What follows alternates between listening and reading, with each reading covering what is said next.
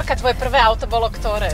Moje prvé autičko po motorkách, lebo v 15 som začala jazdiť na motorkách, tu som mala Javu 634, potom 638 a dostala som sa k CBR-ke 1000 a potom som sa dostala k strašnej zlomenine, komplikované ľavej nohy a 3 mesiace v nemocnici vyviazaná. Ale čiže bolo jauá. Wow. Ale moje prvé auto, to mi ocinko s maminou dali. To bola 105 Škodovečka.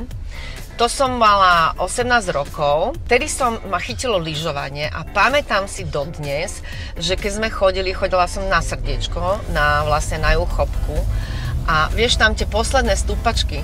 Áno, ja nebola šanca výjsť, ale nebola šanca výjsť na tom aute, lebo vždy proste bolo naložené, sa šmykalo, nikto iný nemal auto, len ja, tak všetci tam naložení, okrem toho sme mali dvojplatničky, konzervy, chleba, proste všetko na celý víkend, aby sa neminul ani halér, však nebolo navyše.